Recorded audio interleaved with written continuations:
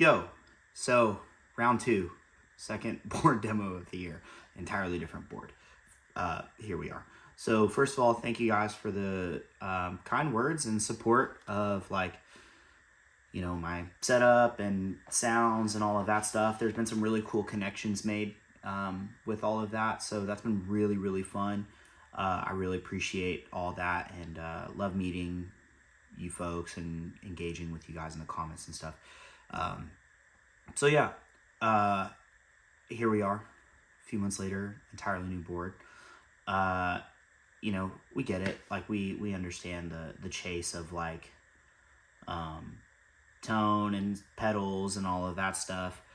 In the last video, I was kind of like, yeah, I'm super pumped on all of this. It sounds great. None of this is changing, blah, blah, blah, blah, blah. It's perfect, you know, typical things. And, you know, things change, whatever. With this board, I kind of was aiming for like, I really wanted like big, really spacey, really wild sounds that I could just recall very quickly. Like that was a huge goal in this board. And then another thing was like I was just kind of unhappy with the Ruby as I spent more time with it, and I'll explain that in the demo. But I just became very unhappy with it, and I switched to the Stomp. So that's kind of the big center around all of this. But yeah, I'm very happy with how this stuff sounds. It will probably change.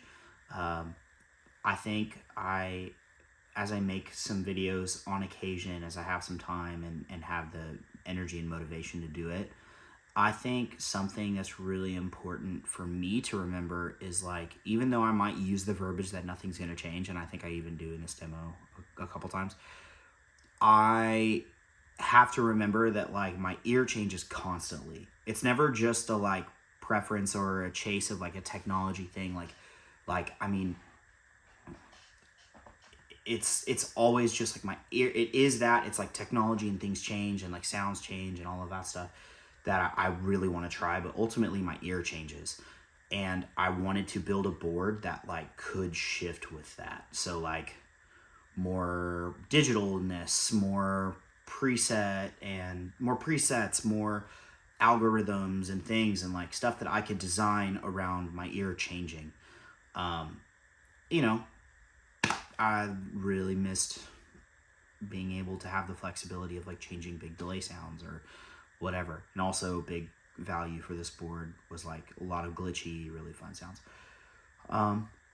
So yeah, I just hop right into it using Duesenberg, straight into Logic. There's some plugins there. So there's like some slate stuff, some preamps and compressors, some saturation, and a little bit of a hollow room for just some room sound, just a little bit. So it's not so like dry.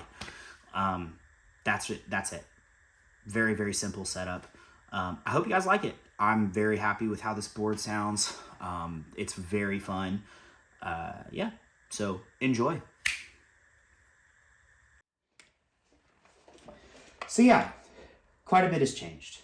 There's some familiar things on here, but for the most part, like everything's pretty different. And let's just hop into it. The biggest difference being the HX Stomp. Now, I kind of had a lot of high praise for the UA Ruby in the last video. And the more I listened to it and the more I sat with it, and specifically the more I listened to it in a mix, I just became very, I don't know. I was like, this is a super cool sound, but is this how I should be sounding all the time? Like, it's kind of that super vintage, like speaker rattly kind of thing. And I became, I don't know, I just was not a huge fan after a while. And I was like, this is cool. This would be cool to have as like an option, but I think I can recreate this option in something like the Stomp for when I need it, but then like, you know, have a bunch of other options as well. So I ended up going to the Stomp, and so far I've been super happy with it. This is my second time on the Stomp. And I would say that this time around, I love it way more. They have, with these updates, they just make it better every single time. And it's not just like incrementally better. It's it's quite a bit better. It's very noticeable of like the improvements that they make, like in audio quality, some of the, I mean, even like, so I'm running the cab on it, like the native cab creator kind of thing, not IRs, and I'm super happy with it. So I've been very, very impressed this time around with it. And it's proven to be very flexible. What's super cool is like I plan on just pulling the Stomp off of my board and my King of Tone for when I fly, just to have like a fail-safe option for flying. There has been an instance where TSA lost my board, and I don't love that, and I don't love like using other people's gear. So I just, it's kind of cool to have that option. Also, very, very cool aspect of it, this is an audio interface. So what you're hearing is the HX Stomp straight into Logic, and with some plugins and stuff to kind of, make it sound a little better, not so like interfacey. So yeah, I'm really, really a big fan of this right now. I've been very happy with it. I've gotten quite a few compliments on it. So it's also my reverb pedal. So I'm using one reverb patch at different levels. So I'm using snapshots there. First, I'm gonna just turn off the reverb, and so you can just hear the dry tone. So actually turn off the boost as well. So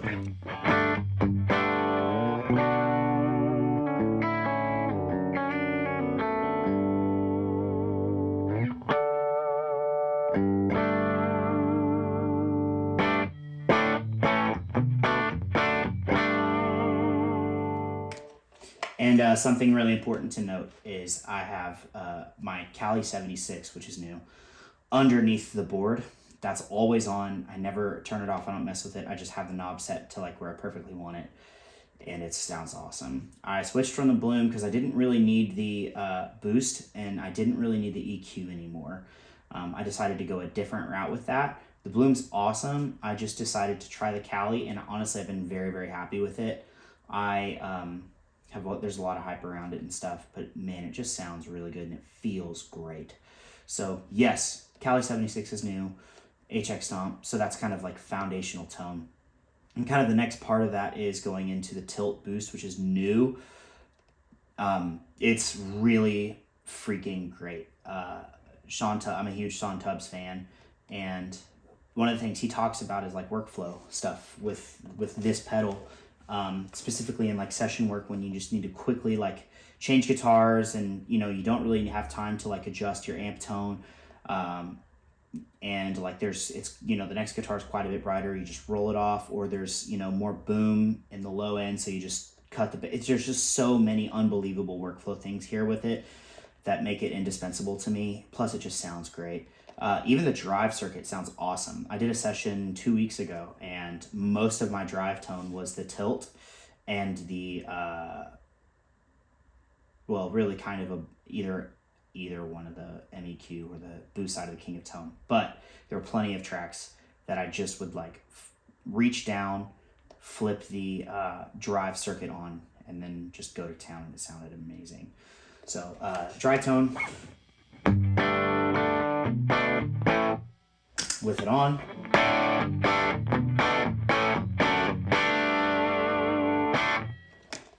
I like it kind of punchy. I like it pretty driven already. I have and I also have the lows cut pretty significantly, so it's you could say it's thin sounding, but the way I define it is very focused. It sounds very full and feels very full to me. So that basically sets the gain staging for my King of Tone and my MEQ driver. For when I need to go really pretty and ambient, I just turn the Tilt off, and then just like turn it back on when I'm ready to go back to my normal sounds. Up next, King of Tone is, it's really excellent. I kind of went through like a phase of buying a bunch of overdrive pedals to kind of have like a collection, and I did all of that kind of under the premise, and like not even really even thinking of a King of Tone, and also I was like, it just seems like unobtainable. It's so expensive, and saved up a bunch of pennies for from my birthday, and was able to afford King of Tone. Bought one used, and I really have been super impressed with it. Kind of my first impression was like, oh, that's how people get that sound. It's like really open sounding, and it's so harmonic and thick and punchy. Even like I'm 90% of the time I use the boost side. That's it. And the drive is all the way off. The tone is just a little past noon, and the volume is just boosted slightly. And it's that sound, man. Like, it just sounds really great. So I'll dry tone.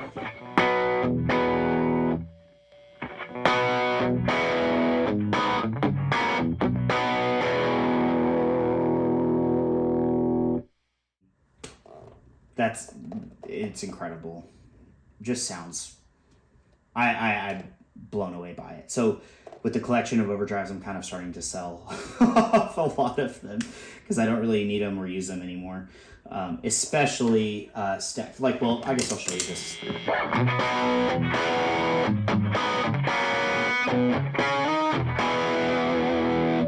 Which is rock and roll. The important to note, I feel like, for mine is both sides are high gain, which is kind of interesting. Typically, it's just the right side that's high gain, but both sides are. So I think that kind of is what makes the left side, like, I'm able to keep the drive off and the volume just like where I have it set, because it just is just a little bit punchier. It sounds awesome. I'm a huge fan. I'm gonna say this. I don't think the sound's going anywhere. That's what I'm saying. You know, grain of salt, guys. Then next is the MEQ driver, which I've been super impressed by. It's also like another workflow thing, similar to the Tilt. It makes adjusting sounds very, very easy. The MEQ driver, if you're unfamiliar, is a what Origin would define as a perfect replica of the Pultec EQ.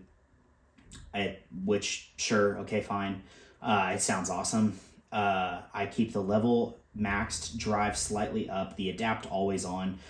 To be honest with you, maybe it's just the way I play. I don't notice a huge difference between the adapt on and off.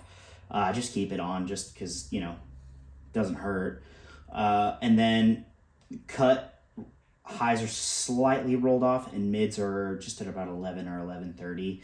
A big part about the workflow is you can change the kind of center frequency or mid frequency from 0.8 to 1K and to 1.3K. And there's quite a bit of difference between those three. Like, for example, on the when I'm using my Jazzmaster, the 0.8 sounds awesome, but it's a little too dark for my Duesenberg. So the 1.0 and the 1.3 is kind of great for both. Just depends on kind of what I'm feeling for the day. So here's what it sounds like.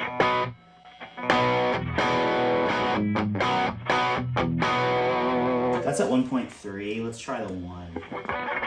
And the 0.8.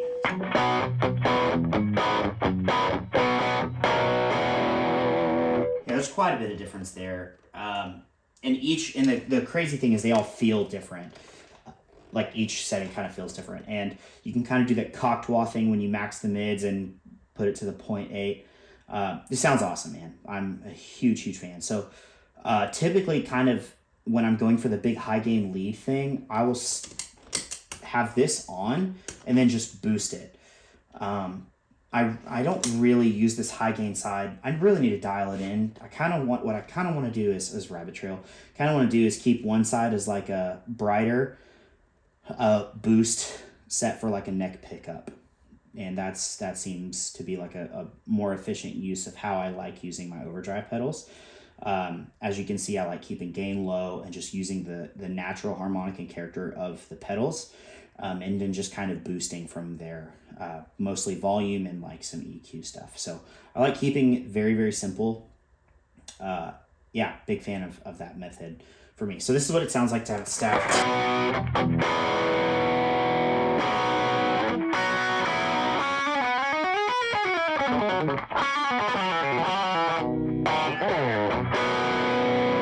Which is about all the gain that you would ever need in the world. So very happy with that drive section. Also the placement here for my last pedal board, like it being up and down, which is kind of stupid. And then even like before I had my buddy build this one out for me, I had my drive pedals even in a worse position. So the workflow here is the word I keep coming back to, but everything is just so smooth. Everything's right here. Most of my switching is down here. In an ideal world when this is properly set up, which currently it is not. Still waiting on a couple more cables, but you know, that's a note for later. So then it goes into the Layla, that's still the same. And then it goes into the Synesthesia, which is the same. This is not set up right now, and I'm not currently running MIDI to it. I think I'm gonna start using this a little bit differently. I don't use tremolo ever, and I only use vibrato rarely, and I like 90% of the time just use chorus. Which is this Dimension C patch from last time. So it's not quite it. This is not really an in-depth review of the Synesthesia. It still sounds awesome. I'm still a huge fan. Just using it a lot simpler. This is the sound I use most of the time.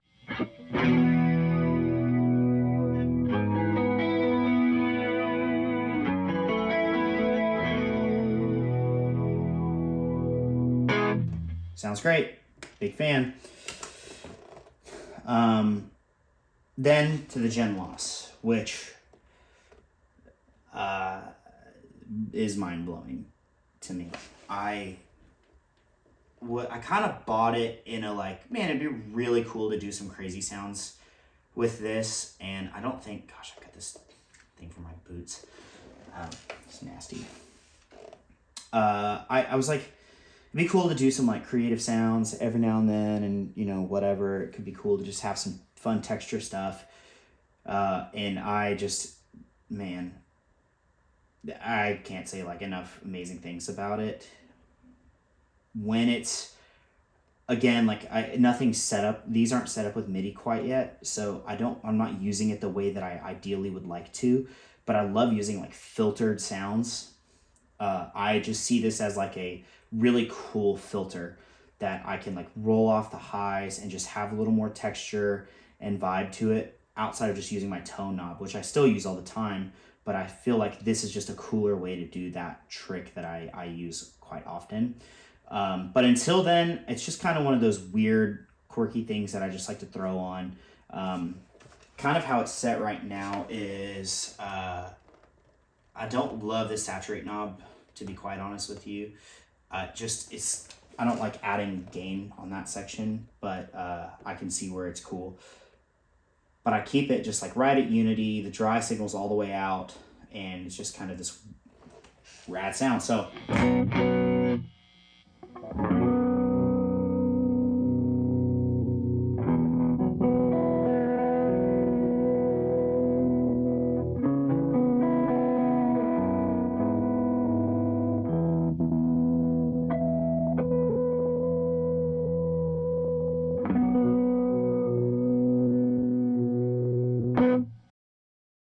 and another cool thing is the classic mode, which is like a clone of the original Generation Loss, and it does this really amazing like hold sound.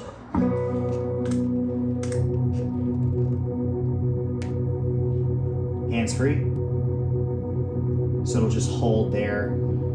And getting a little ahead of myself, but I can start stacking a bunch of stuff on top of it.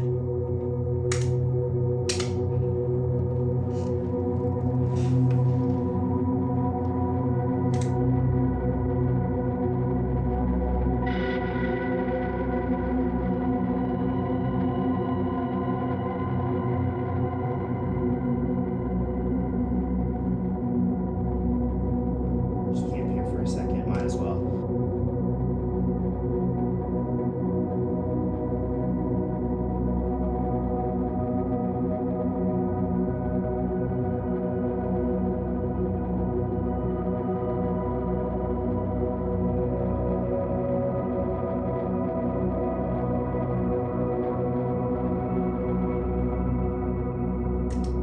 Yeah, it's really insane. So just that cool, like, big stereo image, especially with like this failure knob. It's essentially kind of functioning as my tremolo pedal. It's just like a really random drop kind of situation that I've just grown to really love. So yeah, very cool. Then on to the mood.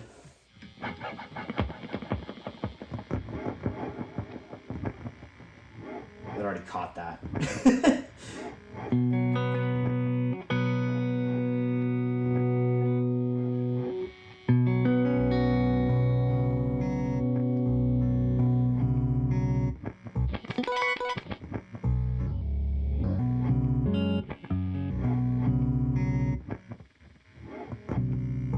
Yeah, it's just, I mean, I'm just gonna play with it at this point, so.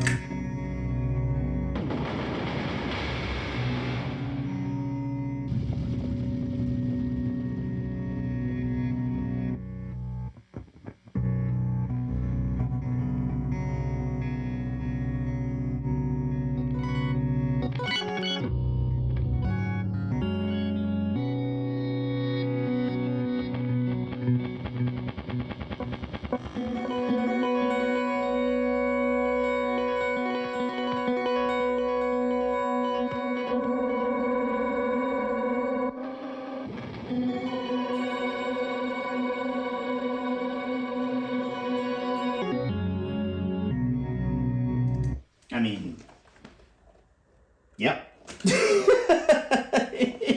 It's nuts. I've gotten a lot of comments about like, why would you have the mood in the microcosm?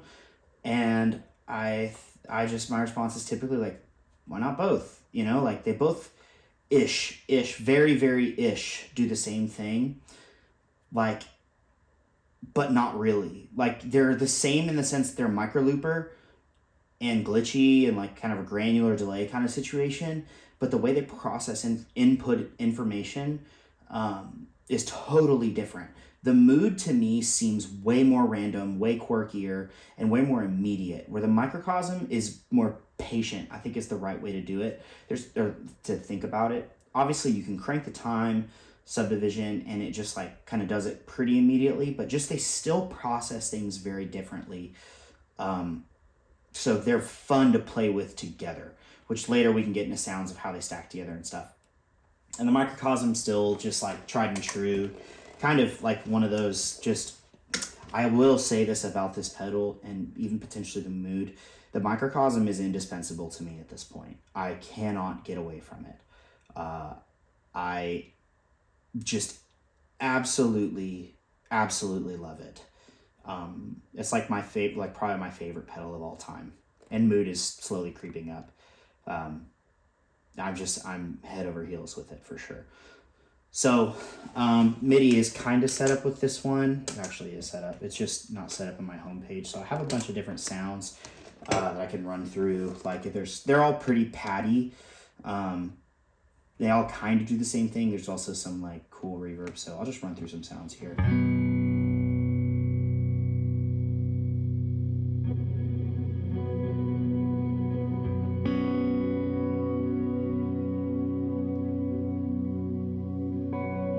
See what I mean with the patience part of it? It's just kind of slow to get there, and then it processes the information through its own algorithm and like pitch shifting kind of situation. So it kind of does its own thing.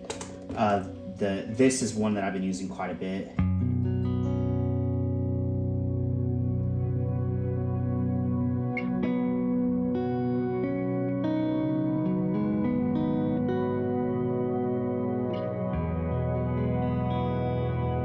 That's beautiful. The glide.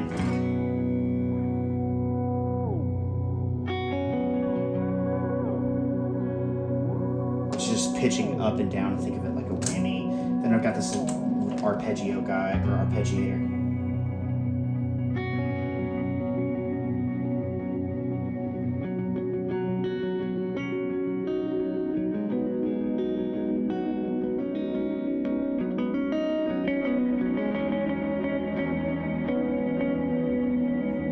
Which sounds awesome.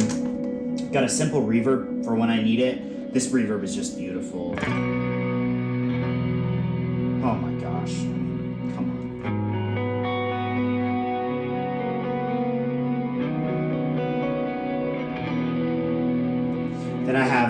100% wet.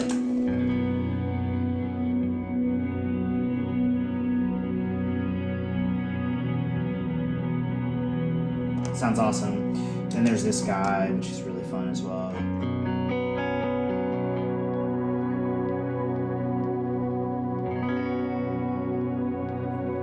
This would actually be fun to use the mood with. So here, let's kind of rabbit trail a little bit.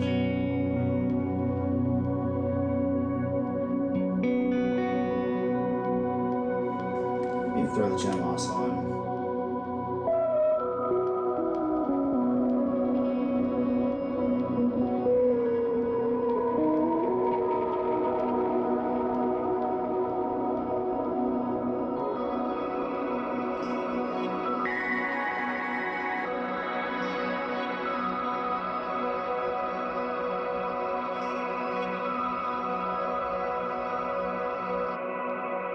Sounds really good to me.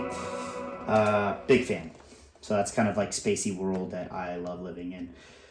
Then on to what I feel like is the H90 is kind of, in my opinion, just the biggest like core sound update. My delays, I was using the El Capistan and the LVX, and the El Capistan is really great. It just kind of wasn't doing what I want my delays to do. And then with the LVX, I loved it, but I was just kind of like, man, like, I don't feel like I'm using it to its potential. I feel like it operates best in just like spacey crazy land. And I was just kind of using it as like a simple delay, which there's nothing wrong with that. Like, it's a great basic delay, but it's kind of like, yeah, there's just so much more you could do with it. So then the H90 is kind of I've basically just shifted the LVX to like last in the signal chain. And all my delay sounds are the H90. So I've got, well, actually, first of all, I love this pedal. I'm just absolutely blown away by it. Like, it's my favorite delay pedal I've ever owned. And previously that was like the Deluxe Memory Man Tap Tempo. Just freaking insane pedal. And I've kind of spent years kind of finding that, like, because I want something stereo and I want it to sound like a Deluxe Memory Man and feel like a Deluxe Memory Man, and I just have kind of fallen short of that. Like, I just hadn't found it. And this kind of is that answer with the bucket, or spelled bouquet, delay is unbelievable. Like, it's truly remarkable clone of a Deluxe Memory Man. And I get all the MIDI functionality, I get the tap, like, it's in stereo, it's big and wide and chewy sounding exactly like I like my stuff. So this is kind of my number one sound.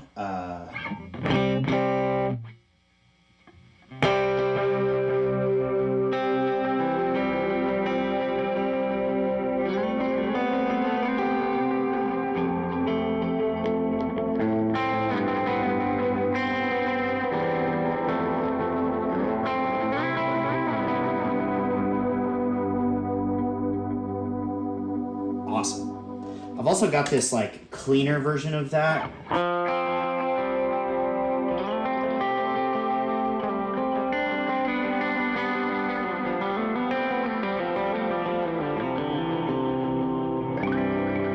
Sounds really phenomenal. And then this is new. I was kind of like, I used to have an Eventide Space way back in the day, and I loved it.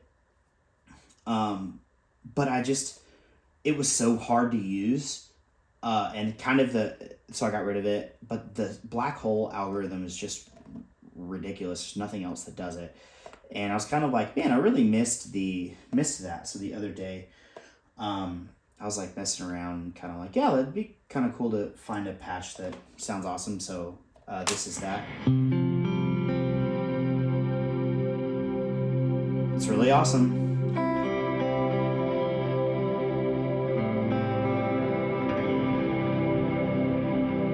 It's just really big and washy and fun to stack like a bunch of stuff on top of it.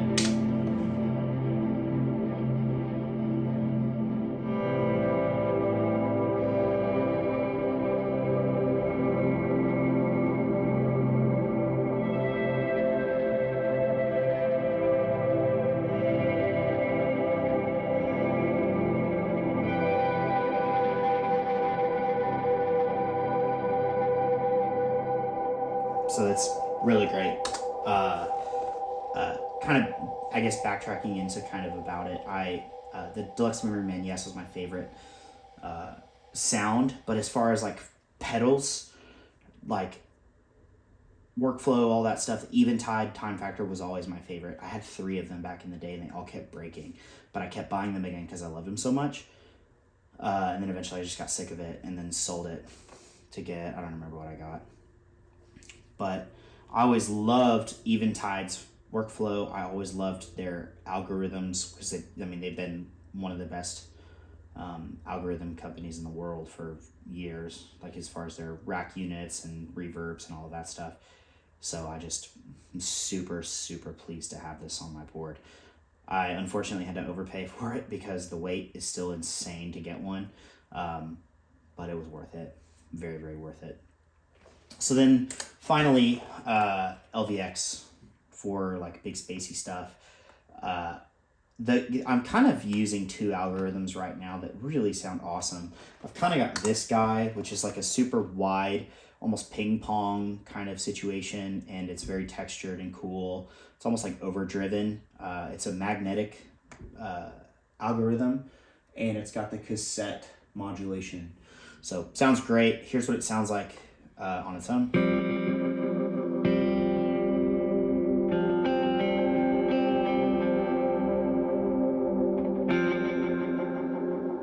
And it's super cool to stack with this.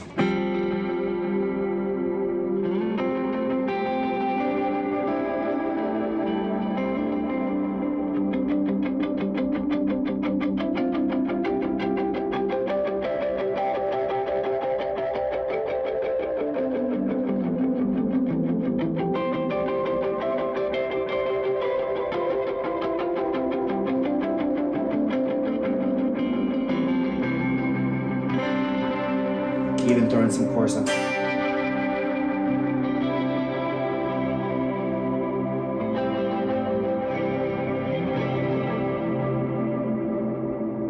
So that sounds good. One quick note, just notice like how I don't have any reverb on right now. Like it's just like the way I love kind of designing my sounds and stuff is like I like it to be washy already, and then the reverb just kind of creates a wider sound and just a tiny, tiny bit more space. Let's just like that space sound. So there's no reverb on right now. That was just the Eventide and the LVX. My favorite one that I'm using right now is the tape wash that I designed. I think this was actually kind of inspired. Actually, the first one was inspired by Mark Johnston. He kind of did like a patch build or sound build with the LVX on his demo of it.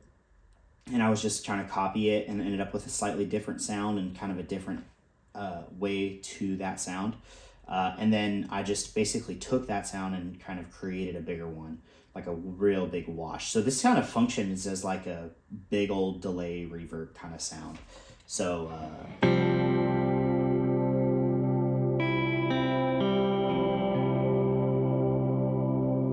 really cool stereo signal here. And what I love doing is like riding this with my so I'll like have the Eventide on and I'll turn this on.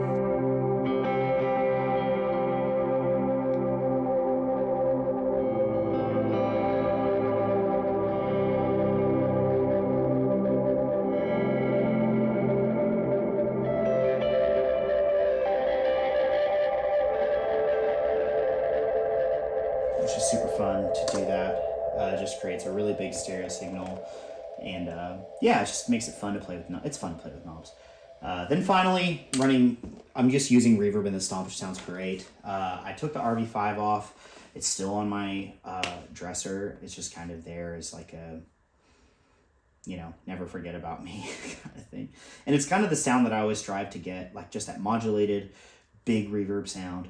So I'm using the Ganymede in the Ganymede in the Stomp. My only gripe about it is it's a little dark. I just wish it was 25% brighter. That's all. Like just a tiny, tiny, tiny bit brighter. But I'm also just so used to how bright the RV5 was. So the tone is maxed out on this one, and it's kind of like, it's about as bright as it's going to get. So that's kind of like a simple, like, that's very standard, always on kind of situation. And then a little bit more.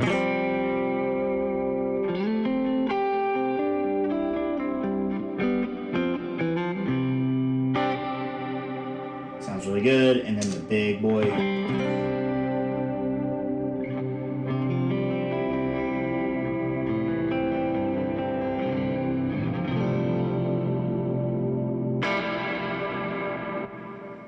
The only bummer about it is I have to make, like, time my switches right, because it doesn't have like a, as far as I know, as far as I can tell, it doesn't have like a trails thing between snapshots. Yeah, not really. So that's okay. It's just kind of a like workaround.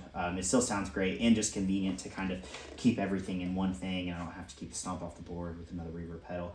I would really like to have that CXM reverb, but that's $900 that I don't really need to spend, and this reverb sounds just fine. There's plenty of other amazing sounds and reverbs here at my disposal, or reverb-ish sounds, so I'm fine. I'm happy with it.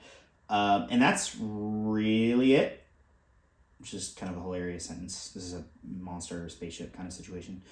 Underneath the board, my input is actually a Boss TU3, which is hilarious. It was just, I had it laying around, and it's like the perfect height between the slat, like the top two or the back two slats on the Pedal Train 3, my pedal board. So like the input jack is just right there. So I just like plug into the back of the board. It's nice to have that back there. And then it goes to the Cali 76, then up over to the kilt. As far as power goes, I have essentially maxed out a Zuma and Ojai. I probably should have another Ojai underneath there, because I have, I think, four slots daisy chained. So like there's 2 pedals per slot, which is not the smartest thing in the world to do, but to be honest, it's fine. Like, I haven't had any issues. There's been no power thing or anything like that. There's plenty of headroom still and all the, like, as far as the total milliamps of each thing. So the only problem is, like, or the hogs are the H90 and the Stomp. They just hog everything. There's two channels that are jumped, or 2 ins that are jumped to power each of those individually, and then everything else kind of, it's on the bigger pedals are on their own thing, just to be safe. Plus they require more power, so can't really chain those. The board itself is still the same. It's a Pedal Train 3. The cool part is I added the risers at the top row, which is super nice.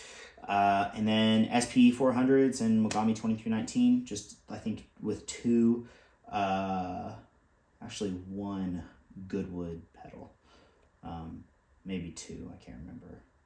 No, it's just 1 Goodwood pedal, or dang it, cable, and that's it. In the case, which this is about to change, this is a Creation Music Company case, and it's kind of falling apart. It's super light, which is nice, but the polypropylene is cracking on the bottom, so I can't fly with this board anymore. But thankfully I have another much heavier case on the way. That'll put me at about 75 pounds, and I gotta pay a bunch of money to fly with it, but that's okay. I'd rather, I mean, cases are super expensive these days. That was literally the same exact price to pay for a brand new polypropylene case, which is 18 pounds, versus a 1/4 inch plywood case, which was 33 pounds. It's literally exactly the same price. So I was like, I don't want to have to do this every year, so I'm just gonna suck it up and buy the bigger boy, and that's it. So yeah, guys, thanks for watching this again. Yeah, that's it. So hope you enjoy. Once again, goodbye.